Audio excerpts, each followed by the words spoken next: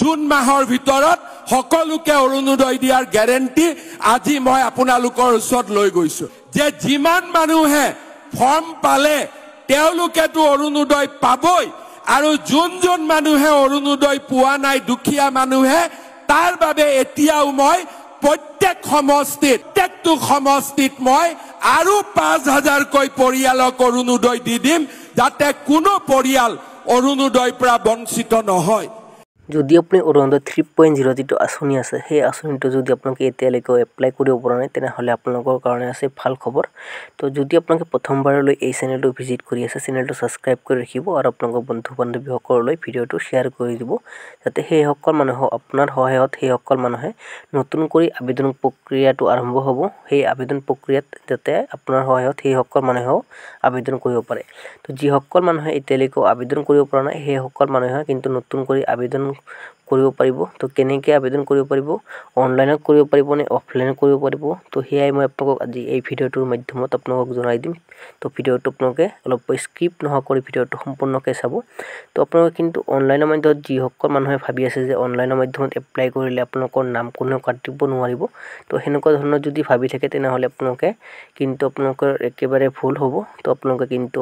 অফলাইনৰ মাধ্যমত আপোনালোকে এপ্লাই কৰিব লাগিব অনলাইনৰ মাধ্যমত এপ্লাই প্ৰক্ৰিয়া এতিয়ালৈকে অহা নাই আহিলে মই আপোনাক ভিডিও মাধ্যমত আপোনাক জনাই দিম তো আপোনালোকে অফলাইনৰ মাধ্যমত এপ্লাই কৰিলেহে আপোনালোকে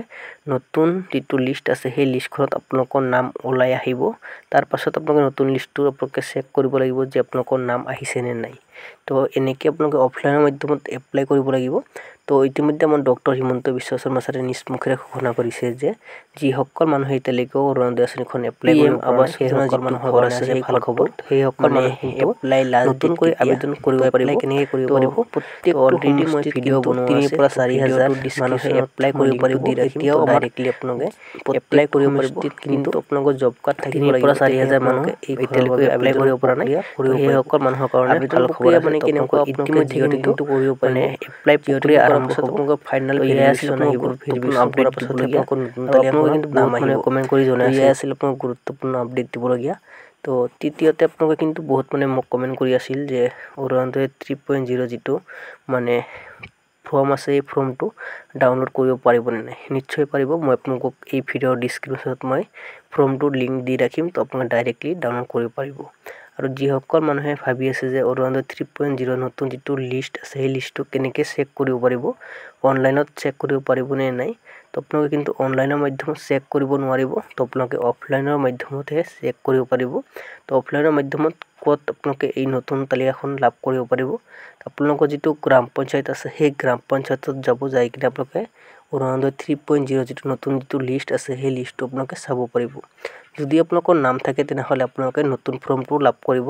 ফৰ্মটো লাভ কৰাৰ পাছত আপোনালোকে ফৰ্মটো ফিল আপ কৰিব ফৰ্ম ফিল আপ কেনেকৈ কৰে এই ভিডিওৰ ডেসক্ৰিপচনত মই লিংকটো দি ৰাখিম ডাইৰেক্টলি ভিডিওটো চাই কিনে আপোনালোকে নিজে ফৰ্ম ফিল আপ কৰিব পাৰিব যদি আপোনালোকৰ ভিডিওটো চাই কিনে ভাল লাগে চেনেলটো সাবস্ক্ৰাইব কৰি ৰাখিব এনেকুৱা ধৰণৰ নতুন ভিডিওবোৰ পাই থাকিব